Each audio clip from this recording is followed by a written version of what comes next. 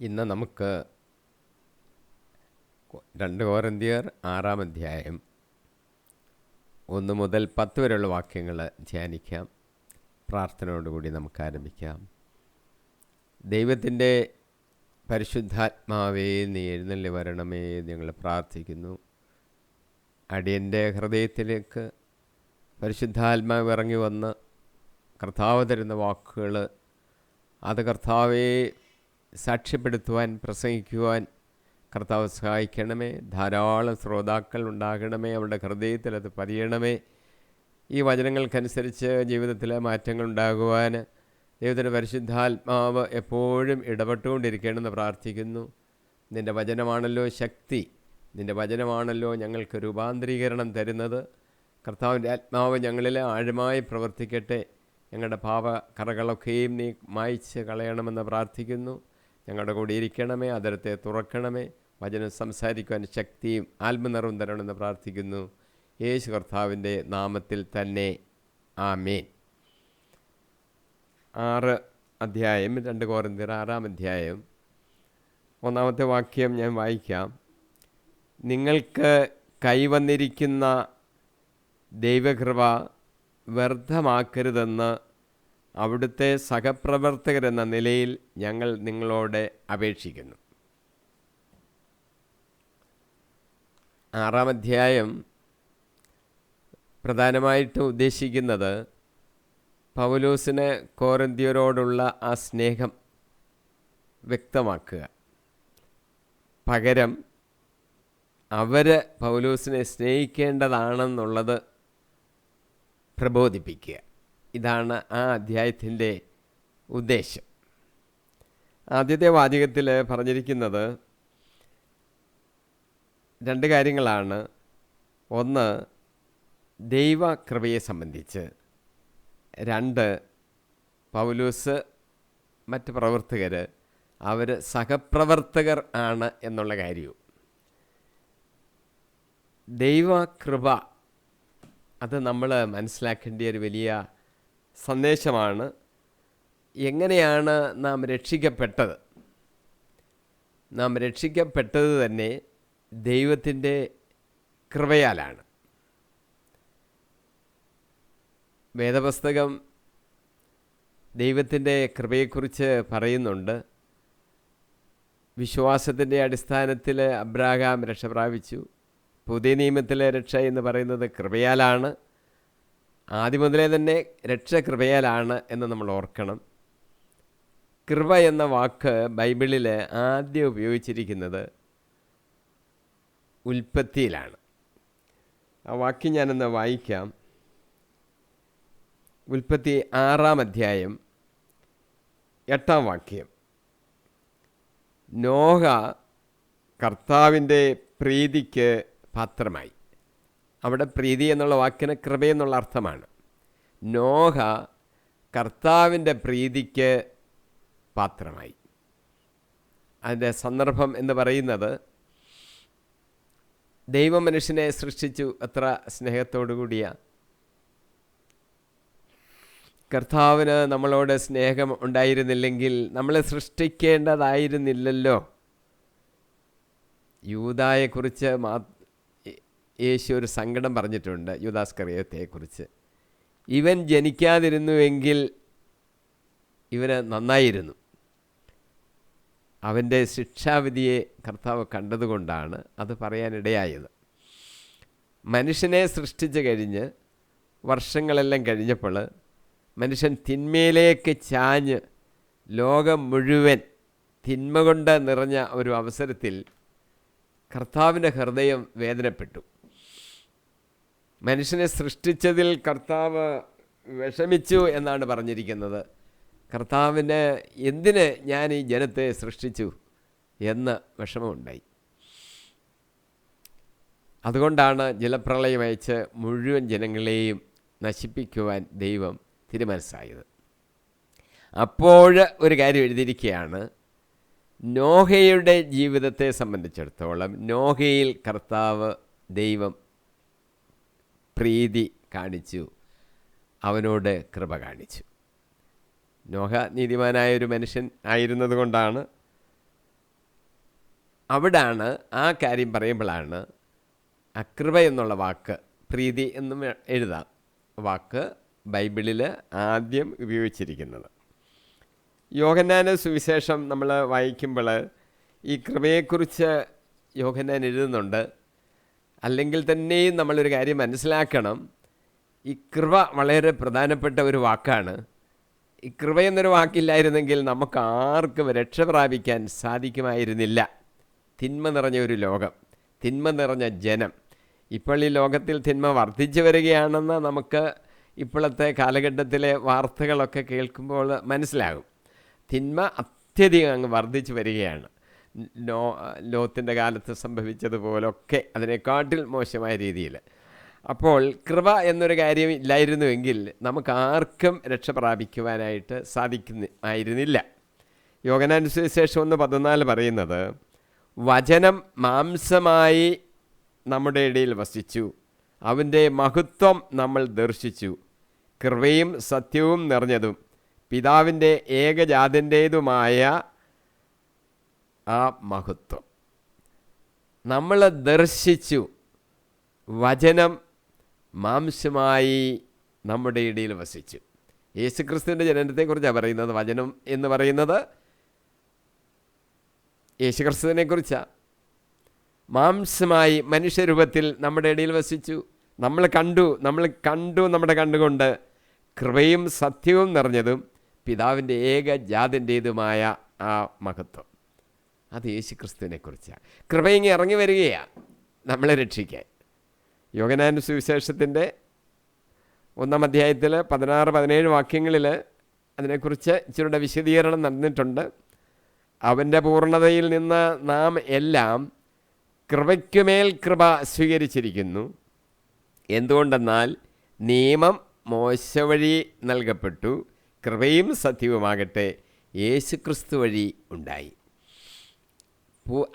യേശുക്രിസ്തുവിൻ്റെ പൂർണ്ണതയിൽ നിന്ന് നാം എല്ലാം കൃപയ്ക്കുമേൽ കൃപ പ്രാപിച്ചിരിക്കുന്നു. കൃപയ്ക്കുമേൽ കൃപ പല രീതിയിൽ അത് വ്യാഖ്യാനിക്കുന്നുണ്ടെങ്കിലും ഇവിടെ നമുക്ക് തൽക്കാലം കൃപയുടെ മേൽ കൃപ, വളരെയധികം കൃപ, സമൃദ്ധമായ കൃപ എന്നുള്ള അർത്ഥമാണ് ഇപ്പോൾ ഈ സന്ദർഭത്തിൽ നമുക്കെടുക്കാം. കൃപയ്ക്കുമേൽ കൃപ സ്വീകരിച്ചിരിക്കുന്നു അവൻ്റെ പൂർണ്ണതയിൽ നിന്ന്. യേശുക്രിസ്തുവിൻ്റെ പൂർണ്ണത എന്ന് പറഞ്ഞാൽ അത് പരിപൂർണമാണ്. അതിനപ്പുറത്തായിട്ട് വേറൊന്നും ഇല്ല പരിപൂർണമാകാൻ. ദൈവത്തെക്കുറിച്ച് പറയുന്ന വാക്കാണ് ഈ പൂർണ്ണത എന്ന് പറയുന്നത്. യേശുക്രിസ്തു ദൈവമാണെന്നുള്ള ഒരു വാക്കൂടാണ്, ഒരു സൂചനയാണ് അവൻ്റെ പൂർണ്ണത എന്ന് പറയുമ്പോൾ കിട്ടുന്നത്. പൂർണ്ണത ദൈവത്തിനല്ലാതെ വേറെ ആർക്കും ഇല്ല. ബാക്കിയെല്ലാം അപൂർണമാണ്. പൂർണ്ണത എന്ന് പറയുന്ന വാക്ക് ദൈവത്തെക്കുറിച്ച് പറയുന്നതാണ്. യേശുക്രിസ്തുവിൻ്റെ പൂർണ്ണതയിൽ നിന്നാണ് നമുക്ക് കൃപയ്ക്കുമേൽ കൃപ ലഭിച്ചിരിക്കുന്നത്. കൃപയും സത്യവും യേശുക്രിസ്തു വഴിയാണ് ഉണ്ടായത്. മോശ വഴി നിയമം നൽകപ്പെട്ടു. 10 കൽപ്പനകൾ ദൈവം മോശ വഴിയാണല്ലോ കൊടുത്ത്, അതിൻ്റെ ഓർമ്മയാണത്. മോശ വഴി നമുക്ക് നിയമം, എങ്ങനെ മനുഷ്യൻ ജീവിക്കണം, എന്തെല്ലാം ചെയ്യാൻ പാടില്ല, എന്തെല്ലാം ചെയ്യണം എന്നുള്ള കൽപ്പനകളാണത്. ഈ ഭൂമിയിൽ നമ്മൾ ജീവിക്കുന്നതിനെ സംബന്ധിക്കുന്ന നിയമങ്ങൾ. ആ നിയമങ്ങൾ മോശ വഴി നൽകപ്പെട്ടു. പക്ഷേ ഈ കൃപയെന്ന് പറയുന്ന കാര്യം യേശുക്രിസ്തു വഴിയാണ് നമ്മളിലേക്ക് തന്നത്. എഫേസ്യസ് ലേഖനത്തിൽ പൗലോസ് ഈ കൃപയാലാണ് രക്ഷ എന്നുള്ളതിനെക്കുറിച്ച് വളരെ വ്യക്തമായിട്ട് എഴുതിയിട്ടുണ്ട്. അത് ഞാൻ വായിക്കാം.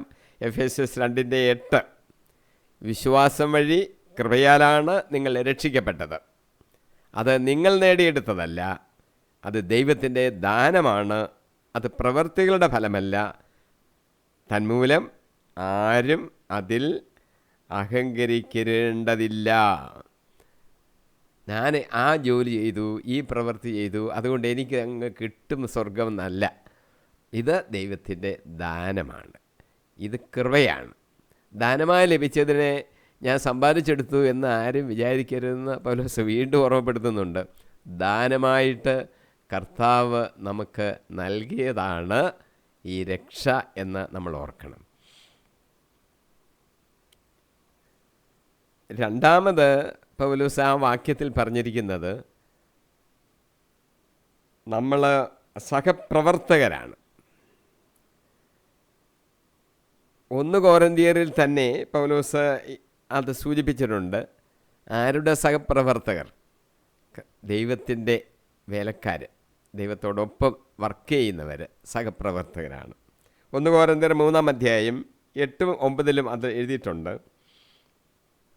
നടുന്നവനും നനയ്ക്കുന്നവനും തുല്യരാണ്, ജോലിക്ക് തക്ക കൂലി ഓരോരുത്തർക്കും ലഭിക്കും.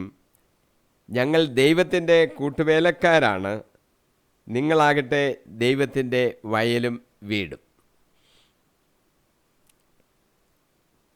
വേല ചെയ്യുക, അതാണ് പൗലോസ് ചെയ്യുന്നത്. ഒരാൾ വിതയ്ക്കുന്നു, മറ്റൊരാൾ നനയ്ക്കുന്നു. ഞാൻ വിതച്ചു, അപ്പൊല്ലോസ് നനച്ചു എന്നൊക്കെ പൗലോസ് പറയുന്നുണ്ട്. നിങ്ങൾ വയൽ വീട്. അപ്പോൾ സഹപ്രവർത്തകനാണ് പൗലോസ് എന്ന്. എന്താണ് വിധിക്കുന്നതിൻ്റെ ഉദ്ദേശം? അത് കൃപ നമ്മളിലേക്ക് വരാൻ വേണ്ടിയാണ്. ദൈവവചനം സ്വീകരിച്ച് നമ്മളിലേക്ക് കൃപ ഒഴുകുന്നതിന് വേണ്ടിയാണ് പൗലോസ് ഈ കഠിനാധ്വാനങ്ങളൊക്കെയും ചെയ്യുന്നത്. സുഭാഷിതങ്ങളിൽ ഈ കൃപയെക്കുറിച്ച് ഒരു വാക്ക് പറഞ്ഞിട്ടുണ്ട്. 19-ാം അധ്യായം 17-ാം വാക്യം ഞാൻ വായിക്കാം. ദരിദ്രരോട് ദയ കാണിക്കുന്നവൻ കർത്താവിനാണ് കടം കൊടുക്കുന്നത്, അത് അവിടുന്ന് തിരികെ നൽകും. ദയ എന്നുള്ളത് കൃപ എന്നുള്ള വാക്കാണ് അതിൻ്റെ അർത്ഥം. ദരിദ്രരോട് നമ്മൾ ദയ കാണിക്കണം. അതിൻ്റെ അർത്ഥം നമ്മൾ ദൈവത്തിന് കടം കൊടുക്കുന്നതാണ്. ദൈവത്തിന് കടം കൊടുക്കേണ്ട കാര്യം ആവശ്യം ദൈവത്തിനില്ല, പക്ഷെ അത് ദൈവം അങ്ങനെയാണ് എണ്ണുന്നത്. ദരിദ്രർക്ക് കൊടുക്കുമ്പോൾ ദൈവത്തിന് കടം കൊടുത്തതുപോലെ കണക്കാക്കും. നഷ്ടപ്പെട്ടു പോകത്തില്ല, തിരികെ കർത്താവ് തരും, ഇരട്ടി ഇരട്ടി ഇരട്ടിയായിട്ട് തരും. അതുകൊണ്ട് ദരിദ്രർക്ക് വല്ലതും കൊടുക്കുന്നതിൽ ആരും വിഷമിക്കണ്ട. അതൊരു കൃപയുടെ പ്രവർത്തനമാണ്, അത് നമുക്ക് തിരികെ കിട്ടും. 2 കൊരിന്ത്യർ 8:9 പൗലോസ് ഈ ഒരു സൂചന തന്നിട്ടുണ്ട്. നമ്മുടെ കർത്താവായ യേശുക്രിസ്തുവിൻ്റെ കൃപ നിങ്ങൾക്കറിയാമല്ലോ. അവൻ സമ്പന്നനായിരുന്നിട്ടും നിങ്ങളെ പ്രതി ദരിദ്രനായി, തൻ്റെ ദാരിദ്ര്യത്താൽ നിങ്ങൾ സമ്പന്നരാകാൻ വേണ്ടി തന്നെ. കർത്താവ് സമ്പന്നനാ, അത് പറയേണ്ട കാര്യമില്ലല്ലോ. എല്ലാത്തിൻ്റെയും പ്രപഞ്ചത്തിൻ്റെയും സകലത്തിൻ്റെയും സൃഷ്ടാവ് അവനാണ്. എല്ലാം ഉണ്ടാക്കിയത്, എല്ലാം അവൻ്റേതാണ്. അവൻ്റെ സ്വർഗ്ഗഭണ്ഡാരത്തിൽ ഒന്നിനും കുറവില്ല. നമുക്കിങ്ങനെ ഇട്ട് തരും, നമ്മൾ ചോദിച്ചാൽ തരും. പിതാവല്ലേ, മക്കൾ ചോദിച്ചാൽ തരും. എല്ലാത്തിലും സമ്പന്നനാണ്.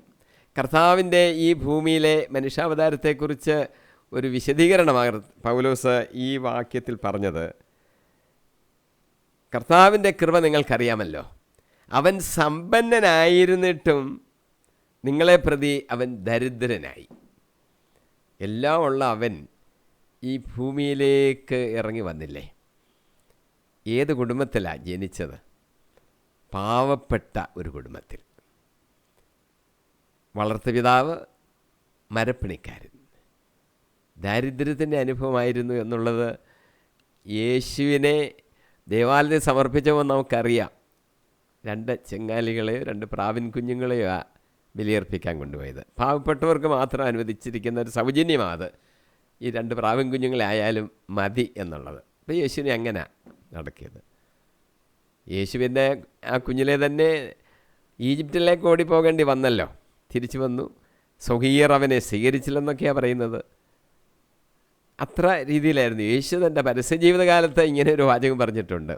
കുറുനരികൾക്ക് മാളങ്ങളും ആകാശത്തിലെ പറവുകൾക്ക് കൂടുകളുമുണ്ട്, മനുഷ്യപുത്രന് തലചായ്ക്കാൻ ഇടമില്ല, ഒന്ന് കിടന്നുറങ്ങാൻ സ്ഥലമില്ല. അത് മനസ്സിലാക്കിക്കൊണ്ട് വേണം നമ്മൾ യേശുവിനെ പിൻചെല്ലുമ്പോൾ നിങ്ങൾ മനസ്സിലാക്കിക്കോണേ എന്നാണ് യേശു പറഞ്ഞതിൻ്റെ അർത്ഥം. യേശു പറഞ്ഞത് എനിക്ക് കിടക്കാൻ പോലും സ്ഥലമില്ല. ഒരിക്കൽ ഒരു ആൾ വന്ന് ചോദിക്കുക, കർത്താവേ നീ എവിടെ താമസിക്കുന്നത്? യേശു പറഞ്ഞു, വന്ന് കാണുക. വന്ന് കണ്ട് അവർക്ക് മനസ്സിലായി എങ്ങനെയൊക്കെയാണ് താമസം എന്നുള്ളത്. ഭക്ഷണം പോലും യേശുവിന് എല്ലാ സമയത്തും ഉണ്ടായിട്ടില്ല. ഒരിക്കലും യേശു പരസ്യ ജീവിതകാലത്ത് വിശക്കുന്നത് കൊണ്ട് രാവിലെ ഭക്ഷണമൊന്നും കഴിച്ചില്ല. അത്തിമരത്തിലോട്ട് നോക്കി, അതേന്ന് വല്ല കാ പറിച്ച് തിന്നാമോന്ന്. കിട്ടിയോ? കിട്ടിയില്ല. കാരണം അത് അത്തിപ്പഴങ്ങളുടെ സമയമായിരുന്നില്ല. അപ്പോൾ അങ്ങനെ മുറ്റത്ത് നിൽക്കുന്ന അല്ലെങ്കിൽ അവിടെ നിൽക്കുന്ന പേരമരത്തേന്ന് വല്ലോ പേരയ്ക്ക ഉണ്ടെങ്കിൽ രാവിലെ പറിച്ച് അത് ഭക്ഷണമായിട്ട് കഴിച്ചോളാനല്ലല്ലോ നമ്മുടെ മാതാപിതാക്കന്മാർ പറയുന്നത്. അവരെങ്ങനെയെങ്കിലും കഷ്ടപ്പെട്ട് അപ്പം ഉണ്ടാക്കി നമുക്ക് തരും, മക്കൾക്ക് കൊടുക്കുന്നു.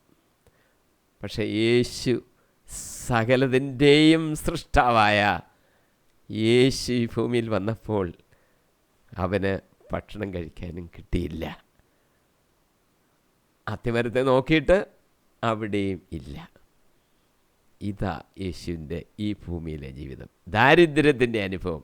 ദരിദ്രരെ നിങ്ങൾ ഭാഗ്യവാന്മാർ, എന്തുകൊണ്ടെന്നാൽ സ്വർഗരാജ്യം നിങ്ങൾക്കുള്ളതാകുന്നു. ലൂക്കോസ് ഇച്ചിരൂടെന്ന് വിശദീകരിച്ചെഴുതി, ആത്മാവിൽ ദരിദ്രർ ഭാഗ്യവാന്മാർ, എന്തുകൊണ്ടെന്നാൽ സ്വർഗരാജ്യം നിങ്ങളുടേതാകുന്നു. ദാരിദ്ര്യത്തിൻ്റെ ശ്രേഷ്ഠതയെക്കുറിച്ച് കർത്താവ് പഠിപ്പിച്ചു. സമ്പന്നരെ നിങ്ങൾക്ക് ദുരിതം. സ്വർഗരാജ്യത്തിൽ പ്രവേശിക്കുക എത്ര പ്രയാസം. ധനവാൻ സ്വർഗരാജ്യത്തിൽ പ്രവേശിക്കുന്നതിനേക്കാൾ എളുപ്പം ഒട്ടകം സൂചിക്കുഴയിലൂടെ കടക്കുന്നതാണ്. ഇങ്ങനെയാണ് യേശു പഠിപ്പിച്ചത്. അതുകൊണ്ട് സമ്പന്നരായ ആൾക്കാർ, ധനവാന്മാരായ ആൾക്കാർ അവരുടെ ജീവിതത്തിൽ ഒരു കാര്യം ഓർക്കണം, പ്രായോഗികമാക്കണം. ഒന്നാമത്തെ കാര്യം, സമ്പത്ത് കൂട്ടി അങ്ങ് സ്വർഗത്തോളം കൂട്ടി വെക്കാനൊന്നും നമ്മൾ പരിശ്രമിക്കേണ്ട. സമ്പത്ത് ഒരു അപകട വസ്തുവാണ്. ഒരു പാമ്പിനെ നമ്മൾ വളർത്തുന്ന പോലെ അപകടമാണ്. അപ്പോൾ അങ്ങനെ കൂട്ടേണ്ട കാര്യമില്ല. ഇനി നമ്മുടെ കയ്യിൽ ധാരാളം പണം വന്നാൽ എന്ത് ചെയ്യണം? ദരിദ്രർക്ക് ദാനം ചെയ്യണം. അതാ കർത്താവ് പഠിപ്പിച്ചത്. നമ്മളെ ഏൽപ്പിച്ചിരിക്കുന്ന ആ സമ്പത്ത് മറ്റുള്ളവരുമായി പങ്കുവയ്ക്കാനുള്ളതാണെന്ന് നമ്മൾ മനസ്സിലാക്കണം. നമ്മൾ മാത്രം അങ്ങ് അനുഭവിച്ചുകൊണ്ടിരിക്കാൻ വേണ്ടി തന്നതല്ല, മറ്റുള്ളവർ കൊടുക്കുവാൻ നമ്മളെ ഏൽപ്പിച്ചിരിക്കുന്നതാണ് എന്ന് നമ്മൾ ഓർക്കണം. കൊടുക്കാൻ വേണ്ടിയാണ് നമ്മൾ ഉണ്ടാക്കുന്നത്, സമ്പാദിക്കുന്നത് എന്ന് മനസ്സിലാക്കണം. അല്ല, കൂട്ടി വെക്കാനായിട്ട് അല്ല എന്ന് നമ്മൾ മനസ്സിലാക്കണം. ദരിദ്രയായ വിധവ കൊച്ചു കാശ് 2 ചെമ്പുതുട്ടുകൾ ദേവാലയത്തിലിട്ടതിനെക്കുറിച്ചും കർത്താവ് സൂചിപ്പിച്ചല്ലോ. അവളുടെ ഉപജീവനത്തിലുള്ള മാർഗം മുഴുവൻ നിക്ഷേപിച്ചിരിക്കുന്നു. ധനവാന്മാരോ ചെറിയ അവരെ സംബന്ധിച്ച ചെറുതാണ്, വലിയതായിട്ട് നമുക്ക് അനുഭവപ്പെടുന്നെങ്കിലും അവർ ഉള്ളതിൻ്റെ ഒരു ചെറിയ അംശം മാത്രം ഇട്ടിരിക്കുന്നു. അതുകൊണ്ടാണ് ഏതാണ് വലുതെന്ന് കർത്താവ് കണക്കാക്കുന്നത്. ദരിദ്രരെ നിങ്ങൾ ഭാഗ്യവാന്മാർ.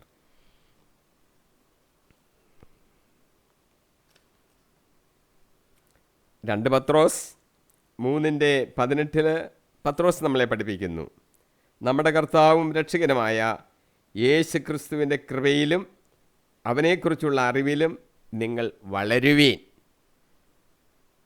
നമ്മൾ ആ കൃപയിൽ വളർന്നു വരണം, അറിവിലും വളർന്നു വരണമെന്നാണ് പറഞ്ഞിരിക്കുന്നത്. കൃപയിൽ വളർന്നു വരണം. കർത്താവിന് കൃപ, അതാണ് നമ്മൾ കൃപയ്ക്ക് മേൽ കൃപ എന്ന് പറഞ്ഞത്. വളർന്നു വരണം. ധാരാളം കൃപ, സമൃദ്ധമായ കൃപ കർത്താവ് നമുക്ക് തരും. നമ്മൾ അവൻ്റെ സമീപത്ത് ചെന്ന് അവനോട് ചോദിച്ചാൽ നമുക്ക് കിട്ടും. നമ്മൾ വളർന്നു വരണം. ഒരു ക്രിസ്തീയ വിശ്വാസി ആദ്യം ലഭിക്കുന്ന ഒരു വിശ്വാസ അറിവിൽ മാത്രം നിന്നാൽ പോരാ, അറിവിലും വളരണം, കൃപയിലും വളരണം. ദൈവത്തിൻ്റെ കൃപ, പ്രീതി നമുക്ക് ധാരാളമായിട്ട് ഇങ്ങനെ ഉണ്ടായിക്കൊണ്ടേയിരിക്കണം. അറിവിലും വളർന്നു വരണം. നമുക്ക് എല്ലാം അറിയാമെന്ന് നമ്മൾ ഒരിക്കലും വിചാരിക്കരുത്. ലൗകികമായ അറിവ് നമുക്ക് കുറച്ചൊക്കെ നമ്മൾ പഠിക്കുന്ന പാഠപുസ്തകങ്ങളിൽ നിന്നോ മറ്റു വായനകളിൽ നിന്നോ ഒക്കെ നമ്മൾ കുറച്ച് പഠിച്ചു വെക്കുന്നു. അത് ഒരറിവ്. ദൈവത്തെക്കുറിച്ചുള്ള ജ്ഞാനത്തിൽ വളർന്നു വരണം. എത്ര ചിന്തിച്ചാലും പഠിച്ചാലും ഇതിൻ്റെ പൂർണ്ണതയിലൊന്നും നമ്മൾ എത്തത്തില്ല. പൗലോസ് തന്നെ പറഞ്ഞിട്ടുണ്ട്, നമ്മുടെ അറിവ് മാറിപ്പോകും. ഇപ്പോൾ മനസ്സിലാക്കിയിരിക്കുന്ന പോലെ അല്ല എൻ്റെ പൂർണ്ണതയിൽ നമ്മൾ മനസ്സിലാക്കുന്നത്. ഇപ്പം നമ്മൾ കണ്ണാടിയിൽ കൂടെ ഒക്കെ ഒന്ന് കാണുന്നത് പോലൊക്കെ ഒന്ന് മനസ്സിലാക്കുന്നു. പൂർണ്ണത വരുമ്പോൾ അതിൻ്റെ യാഥാർത്ഥ്യം നമ്മൾ മനസ്സിലാക്കുമ്പോൾ കാര്യങ്ങളൊക്കെ വ്യത്യസ്തമായിരിക്കും എന്ന് നമ്മൾ മനസ്സിലാക്കിക്കോണം. ഒരു ചെറിയ അറിവാണ് നമുക്കിപ്പോൾ ഉള്ളത്, എങ്കിലും രക്ഷയെ സംബന്ധിച്ച് വിശ്വാസത്താൽ എങ്ങനെ നമ്മൾ രക്ഷ പ്രാപിക്കുന്നു ആ അറിവൊക്കെ നമുക്കുണ്ട്. അത് നമ്മൾ വർദ്ധിപ്പിച്ചുകൊണ്ടേ ഇരിക്കണം. പരിശുദ്ധാത്മാ വരുമ്പോൾ നിങ്ങളെ കൂടുതലായിട്ട് പഠിപ്പിക്കുമെന്നൊക്കെ യേശു പറഞ്ഞിട്ടുണ്ടല്ലോ. അപ്പോൾ ആ കൃപയിൽ വളരണം, പരിശുദ്ധാത്മാവ് നിറവ് കിട്ടാൻ പ്രാർത്ഥിക്കണം. നമുക്ക് വായിക്കാവുന്ന പുസ്തകങ്ങൾ ആത്മീയമായ തലത്തിൽ വായിക്കണം, അങ്ങനെ അറിവ് വർദ്ധിപ്പിക്കണം. മറ്റുള്ളവരുടെ നല്ല പ്രസംഗങ്ങളൊക്കെ നമുക്ക് കേൾക്കുവാനുള്ള അവസരങ്ങൾ ഇന്ന് ധാരാളമുണ്ട്. അതൊക്കെ കേട്ട് അറിവിൽ നമ്മൾ വർദ്ധിച്ചു വരണം.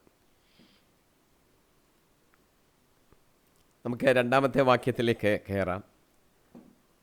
രണ്ടാമത്തെ വാക്യം, അവിടുന്ന് അരുളി ചെയ്യുന്നു, സ്വീകാര്യമായ സമയത്ത് ഞാൻ നിൻ്റെ പ്രാർത്ഥന കേട്ടു, രക്ഷയുടെ ദിവസത്തിൽ ഞാൻ നിന്നെ സഹായിക്കുകയും ചെയ്തു. ഇതാ ഇപ്പോൾ സ്വീകാര്യമായ സമയം, ഇതാ ഇപ്പോൾ രക്ഷയുടെ ദിവസം. സ്വീകാര്യമായ സമയം, അതിൻ്റെ ഹീബ്രു ദൈവത്തിന് പ്രസാദമുള്ള സമയമെന്ന. പൗലോസ് ഈ സാഹചര്യത്തിനനുസരിച്ച് കർത്താവിൻ്റെ പ്രസാദകരമായ ആ സമയം എന്നുള്ളതിന് സ്വീകാര്യമായ സമയം എന്ന ഈ സാഹചര്യത്തിനനുസരിച്ച് അതിൻ്റെ അർത്ഥം അങ്ങനെ ആക്കി എഴുതിയതാണ്. കർത്താവിന് നമ്മളോട് പ്രീതി ഉണ്ടാകുന്ന സമയത്താണ് ഈ സ്വീകാര്യമായ സമയം, പ്രസാദകരമായ സമയം എന്ന് പറയുന്നത്. അത് നമ്മൾ ഓർത്തോണം. ഹീബ്രു 13:6 പൗലോസ് തന്നെ ഒരു കാര്യം എഴുതിയിരിക്കുന്നു. അത് ഞാൻ വായിക്കുകയാണ്. നമുക്ക് ആത്മധൈര്യത്തോടെ പറയാം, കർത്താവാണ് എൻ്റെ സഹായകൻ, ഞാൻ ഭയപ്പെടുകയില്ല, മനുഷ്യന് എന്നോട് എന്ത് ചെയ്യുവാൻ കഴിയും. നമ്മൾ സ്വീകാര്യമായ സമയം പ്രീതിപ്പെടുത്തണം ദൈവത്തെ. അപ്പോൾ ദൈവം നമ്മളോട് പ്രീതിയുള്ളവനായ ആകും. കർത്താവ് എൻ്റെ സഹായകനാ, മനുഷ്യന് എന്നോട് എന്ത് ചെയ്യാൻ കഴിയും. കർത്താവ് നമ്മുടെ സഹായമാണെങ്കിൽ മനുഷ്യരെ നമുക്ക് എതിർത്ത് പ്രവർത്തിക്കണമെന്ന് തോന്നിയാലും അവർക്ക് പ്രവർത്തിക്കാനൊക്കത്തില്ല, നമ്മൾക്കെതിരായിട്ടൊന്നും അവർക്ക് ചെയ്യാനൊക്കത്തില്ല. ഞാൻ ഭയപ്പെടേണ്ട, കർത്താവ് എൻ്റെ കൂടെ ഉണ്ട്, അവനാണ് എൻ്റെ സഹായകൻ. സങ്കീർത്തനത്തിൽ 27:10 നമ്മളോട് പറയുന്നു, അപ്പനും അമ്മയും എന്നെ ഉപേക്ഷിച്ചാലും കർത്താവ് എന്നെ കൈക്കൊള്ളും. കർത്താവിൻ്റെ കൃപയിലായിരുന്നാൽ മതി. സുഭാഷിതങ്ങൾ 16:7 പറയുന്നു, ഒരുവൻ്റെ വഴികൾ കർത്താവിന് പ്രീതികരമായിരിക്കുമ്പോൾ ശത്രുക്കൾ പോലും അവനോട് ഇണങ്ങിക്കഴിയുന്നു. കർത്താവിന് നമ്മളോട് പ്രീതിയുണ്ടെങ്കിൽ നമുക്ക് ചിലപ്പോൾ ശത്രുക്കൾ ഈ ഭൂമിയിൽ കാണുമായിരിക്കും. ആ ശത്രുക്കൾ പോലും ആ സമയത്ത് നമ്മളോട് ഇണങ്ങിക്കഴിയും. അത് നമ്മൾ ഓർത്തോണം. അപ്പം കർത്താവിനെ പ്രീതിപ്പെടുത്തിയാൽ ഇതെല്ലാം സംഭവിക്കും. സ്വീകാര്യമായ സമയം എന്നുള്ളത് പൗലോസ് അത് എഴുതിയിരിക്കുന്നത് കർത്താവിൻ്റെ ദാസനെക്കുറിച്ച് യേശയ്യായുടെ ഗീതങ്ങളുണ്ട്. ആ ഗീതത്തിലൊരു ഭാഗമാണ് 49-ാം അധ്യായം 8-ാം വാക്യം. അവിടെ കർത്താവിൻ്റെ ദാസന് രക്ഷയുടെ ഉറപ്പാണ് യേശയ്യ പറഞ്ഞിരിക്കുന്നത്. ദൈവം കർത്താവിൻ്റെ ദാസന് രക്ഷ നൽകുക തന്നെ ചെയ്യും. അവിടെ സ്വീകാര്യമായ സമയമെന്ന് എഴുതിയിരിക്കുന്ന എന്ന് എഴുതിയതിൻ്റെ യഥാർത്ഥ വാക്ക് കർത്താവിന് പ്രസാദകരമായ സമയമെന്ന. അതാണ് ഹീബ്രുവിൽ അത് എഴുതിയിരിക്കുന്നത്. അതിന് ഇവിടുത്തെ സന്ദർഭമനുസരിച്ച് സ്വീകാര്യമായ സമയം, കർത്താവിന് നമ്മളോട് കൃപ തോന്നുന്ന സമയം എന്ന് നമുക്ക് അതിൻ്റെ അർത്ഥമെടുക്കാം. അങ്ങനെയാണ് പൗലോസ് ഇവിടെ അത് എഴുതിയിരിക്കുന്നത്.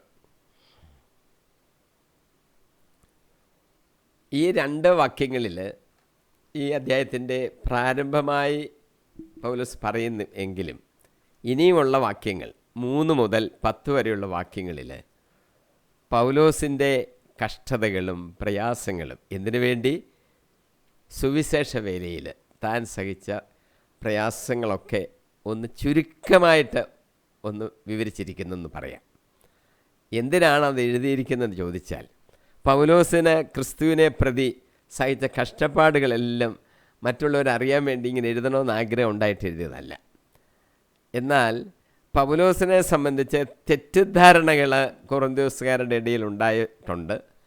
അതിനെ ഒന്ന് നീക്കം ചെയ്യാൻ വേണ്ടി ചില കാര്യങ്ങൾ പൗലോസ് ഒന്ന് പറഞ്ഞു എന്നേ ഉള്ളതേ ഉള്ളൂ. അല്ല പൗലോസിൻ്റെ പ്രാധാന്യമോ പൗലോസിൻ്റെ പ്രവർത്തനത്തിൻ്റെ മാഹാത്മ്യമോ എല്ലാവരും ഒന്ന് അറിയട്ടെ എന്ന് വിചാരിച്ച് പരസ്യപ്പെടുത്താൻ വേണ്ടി എഴുതിയതല്ല. വലത്ത് കൈ ചെയ്യുന്നത് ഇടത്ത് കൈ അറിയാതിരിക്കട്ടെ എന്ന് കർത്താവ് പഠിപ്പിച്ചതനുസരിച്ച് തന്നെയാണ് പൗലോസ് ജീവിച്ചത്. എങ്കിലും തന്നെ കഷ്ടപ്പാടുകളെക്കുറിച്ച് ഈ 3 മുതൽ 10 വരെയുള്ള വാക്യങ്ങളിൽ പൗലോസ് ചുരുക്കമായിട്ട് എഴുതിയിട്ടുണ്ട്. ഇനിയും നമ്മൾ മനസ്സിലാക്കേണ്ട ഒരു കാര്യം, ആ വാക്യങ്ങളിൽ പൗലോസ് ഉപയോഗിച്ചിരിക്കുന്ന വാക്കുകൾ, അതിൻ്റെ വാക്കുകളുടെ അർത്ഥം നമ്മൾ മനസ്സിലാക്കുമ്പോഴാണ് അതിൻ്റെ ശരിയായ ഉദ്ദേശം, അർത്ഥം എന്തെന്ന് നമുക്ക് വ്യക്തമാകുന്നത്. ഞാൻ 3-ാമത്തെ വാക്യം വായിക്കാം. ഞങ്ങളുടെ ശുശ്രൂഷയിൽ ആരും കുറ്റം കാണാതിരിക്കേണ്ടതിന് ഞങ്ങൾ ആർക്കും ഒന്നിനും പ്രതിബന്ധമുണ്ടാക്കുന്നില്ല. മറിച്ച് 4-ാം വാക്യം, എല്ലാ വിധത്തിലും ദൈവത്തിൻ്റെ ദാസന്മാരാണെന്ന് ഞങ്ങൾ അഭിമാനിക്കുന്നു. വലിയ സഹനത്തിൽ, പീഡകളിൽ, ഞെരുക്കങ്ങളിൽ, അത്യാഹിതങ്ങളിൽ, മർദ്ദനങ്ങളിൽ, കാരാഗ്രഹങ്ങളിൽ, ലഹളകളിൽ, അധ്വാനങ്ങളിൽ, ജാഗരണത്തിൽ, വിശപ്പിൽ, എല്ലാത്തിലും ഞങ്ങൾ സഹിക്കുകയാണ് എന്നാണ് പൗലോസ് ഇവിടെ പറഞ്ഞിരിക്കുന്നത്. ഒരു ശുശ്രൂഷകനായിട്ടാണ് പൗലോസ് സ്വയം അവതരിപ്പിക്കുന്നത്. ശുശ്രൂഷ ആരുടെ ശുശ്രൂഷ? കർത്താവിൻ്റെ ശുശ്രൂഷ. കർത്താവിൻ്റെ ശുശ്രൂഷകനാണെന്നാണ്. കർത്താവിൻ്റെ ഒരു ശുശ്രൂഷകന് നല്ല സ്വഭാവവും പെരുമാറ്റ രീതിയും വേണം. അത് യാക്കോബിൻ്റെ ലേഖനം 2-ാം അധ്യായം 13-ാം വാക്യത്തിൽ എഴുതിയിട്ടുണ്ട് യാക്കോബ് അപ്പോസ്തലൻ. ഞാൻ ആ വാക്യം ഒന്ന് വായിക്കാം. യാക്കോബ് 2:13. നിങ്ങളിൽ ജ്ഞാനിയും വിവേകിയുമായവൻ ആരാണ്? അവൻ നല്ല പെരുമാറ്റം വഴി വിവേകജന്യമായ വിനയത്തോടെ തൻ്റെ പ്രവൃത്തികളെ മറ്റുള്ളവർക്ക് കാണിച്ചു കൊടുക്കട്ടെ. അപ്പോൾ ഒരു ശുശ്രൂഷകൻ്റെ സ്വഭാവം അവൻ എങ്ങനെയായിരിക്കണം എന്ന് പൗലോസ് പറയുന്നു. ഒന്ന്, അവൻ ജ്ഞാനിയായിരിക്കണം, വിവേകിയായിരിക്കണം, നല്ല പെരുമാറ്റം. ജ്ഞാനിയും വിവേകിയൊക്കെ ആയിരുന്നാൽ പോരാ, ആൾക്കാരോട് പെരുമാറുന്നതിൽ ഒരു പ്രത്യേകത വേണം. നല്ല പെരുമാറ്റം, വിവേകജന്യമായ വിനയം, അങ്ങനെ വേണം തൻ്റെ പ്രവൃത്തികളെ മറ്റുള്ളവർ കാണിച്ചു കൊടുക്കുവാൻ. ഞാൻ വലിയ ആളാണെന്നുള്ള ഭാവത്തിലല്ല. വിവേകം വേണം, ജ്ഞാനം വേണം, പക്ഷേ മറ്റുള്ളവരുടെ പെരുമാറ്റത്തിൽ നല്ല പെരുമാറ്റം, വിനയത്തോടുകൂടിയുള്ള പെരുമാറ്റം ഉണ്ടായിരിക്കണം എന്ന് യാക്കോബ് അപ്പോസ്തലൻ എഴുതിയിരിക്കുകയാണ്. ഇപ്പോൾ പൗലോസോടെ പറയുന്നു, ഞാൻ ഒരു നല്ല ശുശ്രൂഷകനാണ്. പിന്നീട് പൗലോസ് അവിടെ സൂചിപ്പിക്കുന്നത് വലിയ സഹനങ്ങൾ തൻ്റെ പ്രവർത്തന കാലഘട്ടത്തിൽ ഒത്തിരി സഹിക്കേണ്ടതായിട്ട് വന്നിട്ടുണ്ട്. ബഹുസഹിഷ്ണുത. അതിന് പൗലോസ് ഉപയോഗിച്ചിരിക്കുന്ന പ്രത്യേക വാക്ക് ഹുപ്പാമോൺ എന്ന വാക്കാണ്. ഹുപ്പാമോൺ, സഹിഷ്ണുത. നമ്മൾ വിചാരിക്കും ഈ സഹിഷ്ണുത എന്ന് പറഞ്ഞാൽ ഒരാൾ നമ്മളെ പരാജയപ്പെടുത്താൻ ശ്രമിക്കുമ്പോൾ നമ്മളങ്ങ് സഹിക്കുക. എനിക്കതിനെ എതിർക്കാൻ നോക്കത്തില്ല, കഴിവില്ല. ഞാൻ കൂപ്പുകൈയോടെ അതെല്ലാം അങ്ങ് സ്വീകരിച്ച് സഹിക്കുന്നതിനെയാണ് ഈ സഹിഷ്ണുത എന്ന് പറയുന്നതെന്ന് പെട്ടെന്ന് നമുക്ക് തോന്നും. പക്ഷേ പൗലോസ് ഉപയോഗിച്ച വാക്ക് ഹുപ്പമോൺ എന്ന വാക്കിന് പ്രത്യേക അർത്ഥമുണ്ട്. ക്രിസോസ്റ്റം അതിനെക്കുറിച്ച് വ്യാഖ്യാനിച്ചിരിക്കുന്ന ഇങ്ങനെയാണ്. ആ വാക്കിൻ്റെ അർത്ഥം എല്ലാ നന്മകളുടെയും വേര്, ഭക്തിയുടെ മാതാവ്, ഒരിക്കലും കൊഴിയാത്ത ഫലം ഒരിക്കലും കൊഴിയാത്ത ഫലം പുറപ്പെടുവിക്കുന്ന വൃക്ഷം, പിടിച്ചെടുക്കാൻ കഴിയാത്ത ഒരു കോട്ട, കൊടുങ്കാറ്റ് ഏൽക്കാത്ത തുറമുഖം, ഇങ്ങനെയൊക്കെയാണ് ആ വാക്കിൻ്റെ അർത്ഥം. അല്ല പരാജയ ഭീതി കൊണ്ട് ഞാനത് സഹിച്ചോളാം എന്ന് പറയുന്ന ഒരു മനോഭാവത്തെക്കുറിച്ചല്ല. എനിക്കത് കഴിയുമെങ്കിലും ഞാൻ സഹിക്കുന്നു.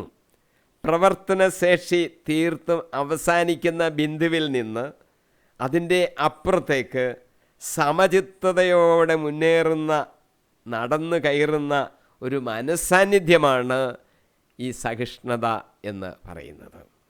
നമുക്ക് ഇവിടെ വരെ ഒക്കുള്ളൂ എന്ന് ചിന്തിക്കുമ്പോഴും അതിനപ്പുറത്തേക്ക് കയറി പ്രവർത്തിക്കുവാനുള്ള നമ്മുടെ മനസ്സാന്നിധ്യമാണ് ഈ സഹിഷ്ണുത എന്ന് പറയുന്നത്.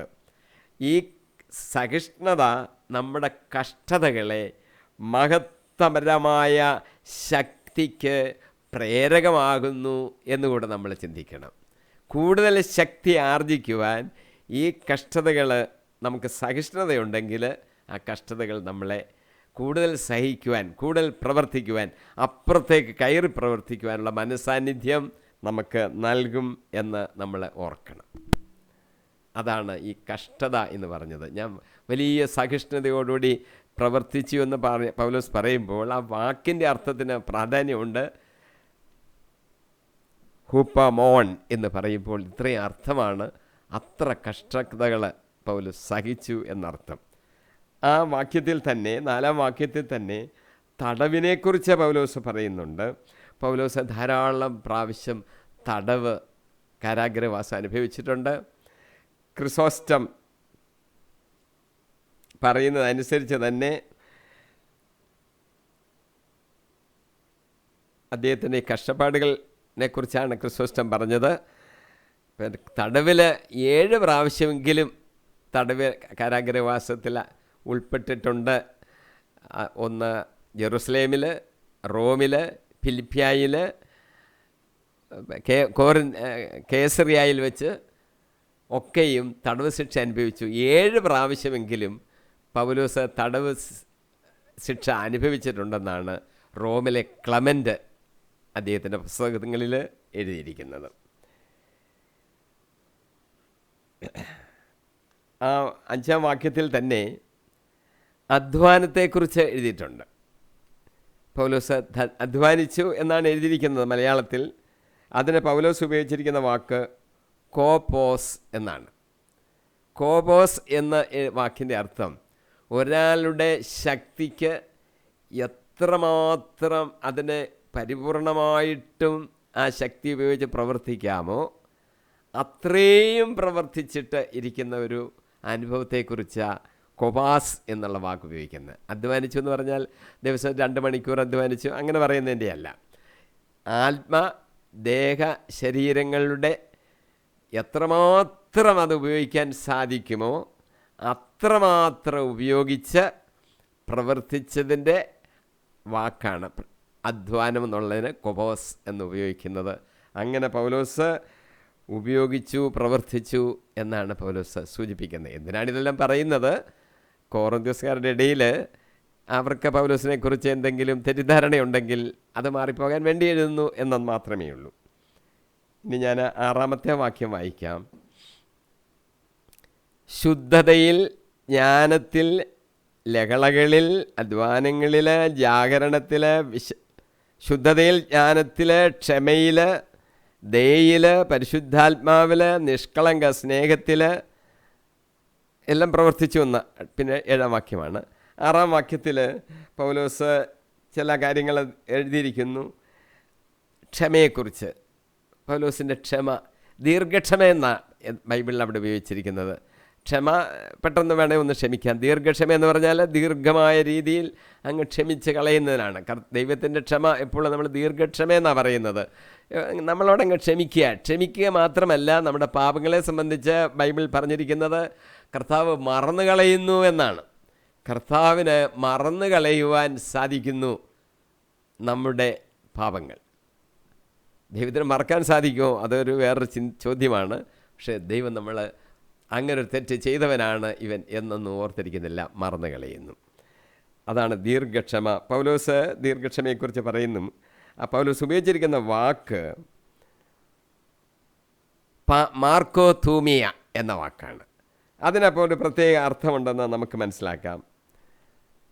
ഒരു പരാജയം വരുമ്പോൾ സന്ധി കൂടി ഇനി ഞാൻ എന്നെ ഉപദ്രവിക്കരുത്, നമുക്കൊരു സന്ധി ഉണ്ടാക്കാം, അങ്ങനെ പറഞ്ഞ് അവനോട് ക്ഷമിക്കുന്ന ഒരു അവസരത്തിനല്ല ഈ ക്ഷമ എന്ന് പറയുന്നത്.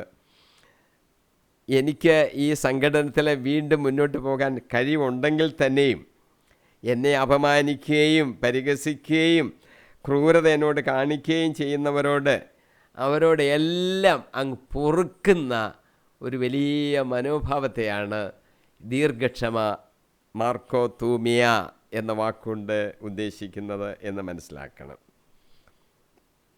പൗലോസിൻ്റെ ദയയെക്കുറിച്ച് അവിടെ പറഞ്ഞിട്ടുണ്ട്. ദയ, അതിന് പ്രത്യേക ഒരു വാക്കാണ് ഉപയോഗിച്ചിരിക്കുന്നത്. ക്രിസ്റ്റോട്ടസ് എന്ന വാക്കാണ്. ഇത് പുതിയ നിയമത്തിലെ ഒരു വലിയ പ്രധാനപ്പെട്ട വാക്കായിട്ടാണ് ഈ ദയ, ക്രിസ്റ്റോട്ടസ് എന്ന വാക്ക് ഉപയോഗിക്കുന്നത്. അതിന് ഒരു ഉദാഹരണം കാണിച്ചിരിക്കുന്നത് ഉൽപ്പത്തി 26-ാം അധ്യായത്തിൽ ഇസ്ഹാക്ക് കിണർ കുഴിക്കുന്നതിനെ സംബന്ധിച്ച്. ഇസ്ഹാക്കിന് ഒരു പുതിയ നാട്ടിലാണല്ലോ എത്തിയിരിക്കുന്നത്, കനാൻ നാട്ടിൽ. കിണർ കുഴിക്കും. കിണർ കുഴിച്ച് വെള്ളം കണ്ട് അവിടെ എത്രയും ആയല്ലോ, നമുക്കെല്ലാം ഉപയോഗിക്കാമല്ലോ എന്ന് ഇസ്ഹാക്ക് വിചാരിച്ചുകൊണ്ടിരിക്കുമ്പോൾ ഗരേസാർ ദേശത്ത് നിന്നുള്ള ആട്ടിടയന്മാർ വരും. അവർ വിട്ടുകൊടുക്കത്തില്ല. അവർ പറയുന്നത് ഞങ്ങളുടേതാ. ആ പ്രദേശം അവരുടേതായിരുന്നത് കൊണ്ടായിരിക്കും അവരത്ര ഇത് പറയുന്നത്. ഇത് ഞങ്ങളുടേതാ. ഇസ്ഹാക്ക് ഒരു എതിർപ്പും പറയത്തില്ല. അതതയ ഒരു എതിർപ്പോ, എൻ്റെ എതിരാളിയോട് മനസ്സിലെങ്കിലും ഒരു എതിർപ്പ് ഇല്ലാതെ അവർക്ക് നന്മ വരട്ടെന്ന് മാത്രം ആഗ്രഹിച്ചുകൊണ്ട് ആ കിണർ അവർക്ക് വിട്ടുകൊടുത്തിട്ട് അങ്ങ് പോകുന്നു. പോയി വേറെ ഒരു കിണർ കുഴിക്കും. അവിടെയും പക്ഷേ ഇത് തന്നെയാണ് സംഭവിക്കുന്നത്.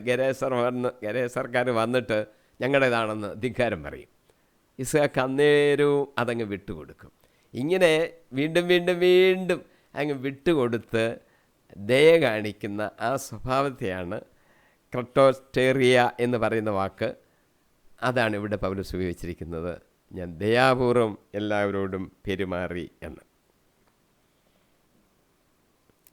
7-ാമത്തെ വാക്യം ഞാൻ വായിക്കാം. സത്യസന്ധമായ വാക്കിൽ, ദൈവത്തിൻ്റെ ശക്തിയിൽ, വലത്തും ഇടത്തും കയ്യിലുള്ള നീതിയുടെ ആയുധത്തിൽ. ബാക്കി 8-ാം വാക്യമാണ്. സത്യസന്ധമായ വാക്കിലാണ്. എല്ലാം സത്യസന്ധമാണ്. സത്യസന്ധമെന്ന് പറയുമ്പോൾ പഠിപ്പിച്ചതെല്ലാം, വചനത്തെക്കുറിച്ച് പഠിപ്പിച്ചതെല്ലാം സത്യമായിരിക്കും. ഈ വ്യാജ പ്രബോധകരൊക്കെ അവിടെ ഉണ്ട്. അവർക്ക് എല്ലാ നന്മഭാവങ്ങളൊക്കെ അഭിനയിക്കാൻ സാധിക്കും. അപ്പം ഞങ്ങൾക്കതുണ്ട്, ദയയുള്ളവരാണ്, നല്ലവണ്ണം പെരുമാറുന്നവരാണ്, ഇതെല്ലാം അവർക്ക് വേണമെങ്കിൽ അഭിനയിച്ച് കാണിക്കാം. പക്ഷെ അഭിനയിച്ച് കാണിക്കാൻ ഒക്കാത്ത ഒരു കാര്യമേ ഉള്ളൂ, ഈ വചനം വ്യാഖ്യാനിക്കുമ്പോൾ. കാരണം അവർക്ക് വചനം അതിന് സത്യസന്ധമായ രീതിയിൽ വ്യാഖ്യാനിക്കാൻ അവർക്കൊക്കത്തില്ല. അങ്ങനെ വ്യാഖ്യാനിച്ചാൽ അവർക്ക് പിന്നെ അവർ പറയുന്ന രീതിയിലോട്ട് അവർ തിരിക്കാനൊക്കത്തില്ലല്ലോ. അപ്പോൾ അവിടാണ് അവർക്ക് പരാജയം വരുന്നത്. പൗലോസ് പറയുന്നത്, ഞാൻ എല്ലാം അതിന് ശരിയായ വ്യാഖ്യാനങ്ങളാണ് തന്നിട്ടുള്ളത്, സത്യസന്ധമായ രീതിയിലാണ് ഞാൻ പ്രവർത്തിച്ചിട്ടുള്ളത് എന്നാണ്. ദൈവത്തിൻ്റെ ശക്തിയിലാണ് പ്രവർത്തിച്ചത് എന്ന്. അതോടെ പൗലോസ് പറയാൻ കാരണം, പൗലോസിൻ്റെ പ്രവർത്തനങ്ങൾ ദൈവിക ശക്തി നിറഞ്ഞതാണ്, സ്വന്തം ശക്തിയാലല്ല. നമ്മുടെ പ്രവർത്തനമെല്ലാം നമ്മൾ ഓർക്കണം, നമ്മളെല്ലാവരും ഓർക്കണം. നമ്മളെന്തെങ്കിലും പ്രവർത്തിച്ചപ്പോൾ ഞാനത് പ്രവർത്തിച്ചു എന്നുള്ള വലിയ അഭിമാനം ചിലപ്പോൾ നമുക്കുണ്ടാകും. പക്ഷേ നമ്മളൊരു കാര്യം ഓർക്കണം, നമ്മുടെ പ്രവർത്തനം നമ്മുടെ ശക്തി കൊണ്ടല്ല. ഈ അപ്പോസ്തലന്മാരോട് കർത്താവ് എന്താ പറഞ്ഞത്? നിങ്ങൾ പോകണം, ലോകത്തിൻ്റെ അങ്ങേയറ്റം വരെ പോയി സുവിശേഷം പ്രസംഗിക്കണം. പറഞ്ഞിട്ട് ഒരു കാര്യം കൂടെ പറഞ്ഞു, നിങ്ങൾ ഇവിടെ നിൽക്കുക, തൽക്കാലം ജെറുസലേമിൽ നിൽക്കണം, പ്രാർത്ഥനയിലായിരിക്കണം, പരിശുദ്ധാത്മാവ് നിങ്ങളുടെ മേൽ വന്ന് ആവസിക്കുന്നത് വരെ നിങ്ങളിങ്ങനെ പ്രാർത്ഥിച്ചുകൊണ്ടേയിരിക്കണം. ഇപ്പം നാളെ അങ്ങോട്ട് ഓടിപ്പാനല്ല പറഞ്ഞത്, പരിശുദ്ധാത്മാവിൻ്റെ ശക്തി പ്രാപിക്കുവോളം നിങ്ങൾ ജെറുസലേമിൽ പ്രാർത്ഥനയിലായിരിക്കണം. പരിശുദ്ധാത്മാവ് വരും, യേശുവിൻ്റെ വാഗ്ദാനമാണ്. നിങ്ങൾ ശക്തി പ്രാപിക്കും. പരിശുദ്ധാത്മാവ് വരുമ്പോൾ നിങ്ങൾ ശക്തി പ്രാപിക്കും. നിങ്ങൾ പോകണം. ജെറുസലേമിലും യൂദയ മുഴുവനിലും പ്രജാതികളുടെ അടുത്തേക്കും ലോകത്തിൻ്റെ അങ്ങേ അറ്റം വരെയും പോകണമെന്നാണ് കർത്താവ് പറഞ്ഞത്. ഒരിടത്ത് കൂടിയിരിക്കാനല്ല, പോകണമെന്നാണ് കർത്താവ് പറഞ്ഞത്. ശക്തി പ്രാപിക്കണം. ചെയ്യുന്നതെല്ലാം കർത്താവിൻ്റെ ശക്തിയിലാണ്. പൗലോസും അങ്ങനെ തന്നെയാണ് ചെയ്തത്. പത്രോസും അങ്ങനെ തന്നെയാണ് ചെയ്തത്. എല്ലാ ശിഷ്യന്മാരും അപ്പോസ്തലന്മാരും എല്ലാം കർത്താവിൻ്റെ ശക്തിയിലാണ് പ്രവർത്തിച്ചത്. കർത്താവിൻ്റെ ശക്തിയിലാണ് പൗലോസ് പ്രവർത്തിച്ചത് എന്ന് കാണിക്കുന്ന 2-3 വാക്യങ്ങളുടെ ഞാൻ ബൈബിളിൽ നിന്ന് വായിക്കാം. 1 കൊരിന്ത്യർ 2:4 എൻ്റെ വചനവും പ്രസംഗവും വിജ്ഞാനം കൊണ്ട് വശീകരിക്കുന്നതായിരുന്നില്ല. ഈ വിജ്ഞാനം എന്ന് പറയുന്നത് ലൗകിക ജ്ഞാനത്തെക്കുറിച്ചാണ്. ഈ സൃഷ്ടിയെ സംബന്ധിച്ചും ലോകത്തെ സംബന്ധിച്ചും ഒക്കെയുള്ള അറിവുള്ളവർ ധാരാളം ഉണ്ട്, ഇന്നുമുണ്ടല്ലോ. അങ്ങനെയുള്ള ഒരു ജ്ഞാനത്തിൽ അടിസ്ഥാനമാക്കിയല്ല എൻ്റെ പ്രസംഗം. അത് ഈ വിജ്ഞാനം കൊണ്ട് വശീകരിക്കുന്നതായിരുന്നില്ല. 2 കൊരിന്ത്യർ 2:17 പൗലോസ് പറയുന്നു, ദൈവവചനത്തിൽ മായം ചേർത്ത് കച്ചവടം ചെയ്യുന്ന അനേകരുണ്ട്. അവരെപ്പോലെയല്ല ഞങ്ങൾ, മറിച്ച് ദൈവസന്നിധിയിൽ വിശ്വസ്തരും ദൈവത്താൽ നിയോഗിക്കപ്പെട്ടവരും എന്ന നിലയിൽ ക്രിസ്തുവിൽ ഞങ്ങൾ സംസാരിക്കുന്നു. നമ്മൾ ക്രിസ്തുവിനാൽ നിയോഗിക്കപ്പെട്ടവരെന്നുള്ള നിലയിൽ സംസാരിക്കുക. ക്രിസ്തുവിൽ ഞങ്ങൾ സംസാരിക്കുന്നു. 2 കൊരിന്ത്യർ 4:2 പൗലോസ് പറയുന്നു, ലജ്ജാകരമായ രഹസ്യ നടപടികൾ ഞങ്ങൾ വർജിച്ചിരിക്കുന്നു. ഞങ്ങൾ ആരെയും വഞ്ചിക്കുകയോ ദൈവവചനം തെറ്റായി വ്യാഖ്യാനിക്കുകയോ ചെയ്യുന്നില്ല. പ്രത്യുത സത്യം വെളിവായി പ്രഖ്യാപിച്ചുകൊണ്ട് ഓരോരുത്തരുടെയും മനസ്സാക്ഷിക്ക് ഞങ്ങളെ ദൈവസമക്ഷം സമർപ്പിക്കുന്നു. സത്യം മാത്രമേ ഞങ്ങൾ പറയുന്നുള്ളൂ, തെറ്റായി വ്യാഖ്യാനിക്കുന്നില്ല. വ്യാഖ്യാനിക്കുമ്പോൾ നമ്മൾ ഓർത്തോണം, നമ്മൾ തെറ്റായി വ്യാഖ്യാനിക്കരുത്. നമ്മൾ ഏതെങ്കിലും പ്രസംഗങ്ങളൊക്കെ കേൾക്കുമ്പോൾ ആര് പ്രസംഗിച്ചാലും ബൈബിൾ എടുത്ത് അത് പരിശോധിച്ച് നോക്കണം. ബൈബിളിൽ അങ്ങനെ തന്നെയാണോ പറഞ്ഞിരിക്കുന്നത്? ബൈബിൾ എന്ന് പറയുന്നത് ദൈവവചനങ്ങളാണ്, ദൈവം പറഞ്ഞിട്ടുള്ള ദൈവത്തിൻ്റെ വചനമാണ്. അപ്പോൾ അതിലങ്ങനെയാണോ പറഞ്ഞത് എന്ന് നമ്മൾ ശ്രദ്ധിക്കണം, അത് നമ്മൾ പരിശോധിക്കണം. പലതരത്തിലുള്ള വ്യാഖ്യാനങ്ങളുണ്ട്. ആ വ്യാഖ്യാനങ്ങളെല്ലാം കേട്ടങ്ങ് ഉള്ളിലാക്കണ്ട. അത് ബൈബിൾ നോക്കി അതിനനുസരിച്ചാണോ വ്യാഖ്യാനിച്ചിരിക്കുന്നത് എന്ന് നമ്മൾ നോക്കണം.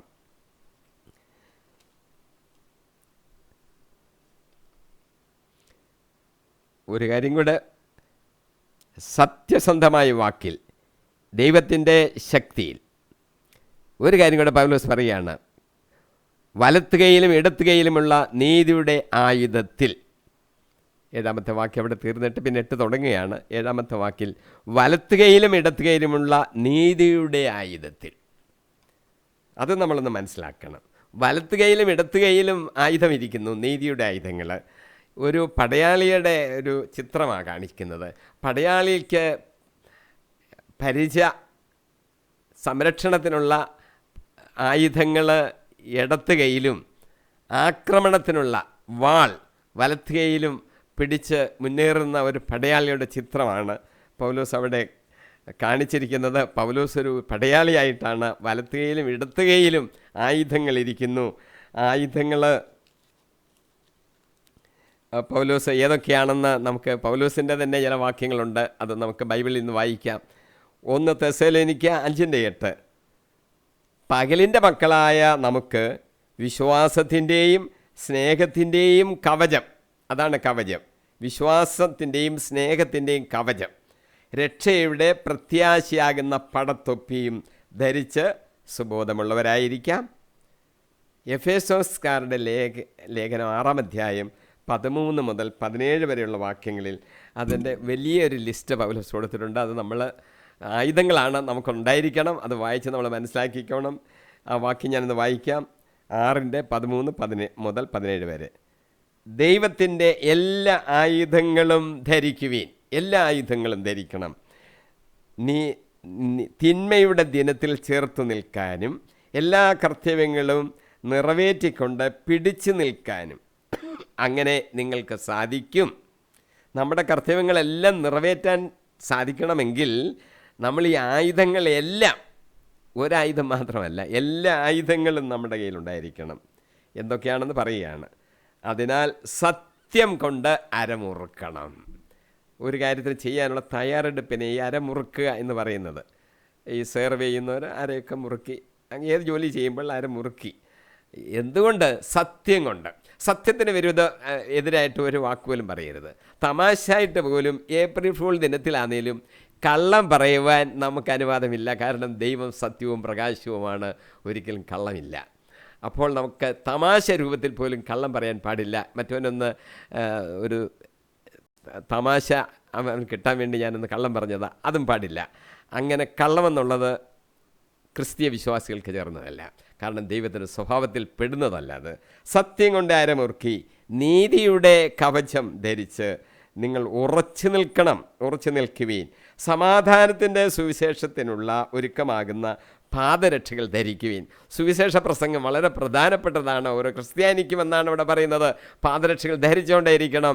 സുവിശേഷത്തിന് വേണ്ടിയുള്ള പാദരക്ഷകൾ. സർവോപരി ദുഷ്ടൻ്റെ ജ്വലിക്കുന്ന കൂരമ്പുകളെ കെടുത്തുന്നതിന് നിങ്ങളെ ശക്തരാക്കുന്ന വിശ്വാസത്തിൻ്റെ പരിചയം എടുക്കുവീൻ. വിശ്വാസത്തിൻ്റെ പരിചയം ഉണ്ടെങ്കിലേ നമ്മൾ പരിശോധന വരുമ്പോൾ ജയിക്കത്തുള്ളൂ. അതൊരു പരിചയമാണ്. വിശ്വാസം ഇല്ലെങ്കിൽ നമ്മൾ വീണു പോകും. പിശാച് വന്ന് പരീക്ഷിക്കും. ആ കൂരമ്പുകൾക്ക് കെടുത്തുവാൻ നമുക്ക് ഒക്കാതെ വരും. അതുകൊണ്ട് വിശ്വാസത്തിൻ്റെ പരിചയം എടുക്കുവീൻ. രക്ഷയുടെ പടത്തൊപ്പി അണിയുകയും. ഇനി പറയുന്നത് വളരെ പ്രധാനപ്പെട്ട ഒരു സംഗതി, വലത്ത് കൈയിൽ പിടിച്ചിരിക്കേണ്ടത് ദൈവവചനമാകുന്ന ആത്മാവിൻ്റെ വാൾ എടുക്കുകയും ചെയ്യുവീൻ. ആത്മാവിൻ്റെ വാള് നമ്മൾ എടുത്തിരിക്കണം. അത് ദൈവവചനം. ദൈവവചനത്തിൻ്റെ പ്രാധാന്യം പ്രത്യേകം ഞാൻ കൂടുതൽ വിശദീകരിക്കുന്നില്ല. പ്രാധാന്യം അതാണ് വലത്ത് കൈയിൽ ഉപയോഗിക്കേണ്ട ആയുധം. വെട്ടി മുന്നേറുവാൻ നമുക്ക് ഉള്ള ആയുധം ഒന്നേ ഇവിടെ പറഞ്ഞിട്ടുള്ളൂ, അത് ദൈവവചനമാകുന്ന ആ വാളാണ്. ബാക്കിയൊക്കെ പരിചയം ഒക്കെ നമ്മളുടെ പ്രതിരോധത്തിന് വേണ്ടി ആണ് പറഞ്ഞിരിക്കുന്നത്. അത് എടുക്കണം. പൗലോസ് അങ്ങനെ എടുത്തുകൊണ്ട് ആണ് മുന്നേറുന്നതെന്നാണ് ഇവിടെ നമ്മളോട് കാണിച്ചിരിക്കുന്നത്. നമുക്ക് സമയത്തിൻ്റെ ചുരുക്കം കൊണ്ട് നമുക്ക് 7-ാമത്തെ വാക്യമാണ് ഇപ്പം നമ്മൾ ധ്യാനിച്ചത്. അവിടെ കൊണ്ട് നിർത്താം.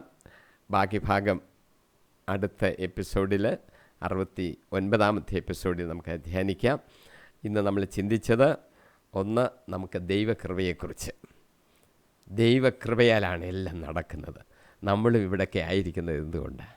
ഈ ജീവിതത്തിൽ ഇത്രയും വർഷങ്ങളൊക്കെ ജീവിച്ചല്ലോ, നമ്മളെ ദൈവം സൃഷ്ടിച്ചല്ലോ. എല്ലാം ദൈവത്തിൻ്റെ കൃപ നടത്തി പരിപാലിച്ചു. കഷ്ടതകളൊക്കെ ഉണ്ടെന്ന് നമ്മൾ പറയും. കഷ്ടതകൾ വന്നതിനും കുഴപ്പമില്ല. ആ കഷ്ടതകളിൽ നിന്ന് വിടുവിച്ച് ഇവിടെ വരെ കൊണ്ടുവന്നതാരാ?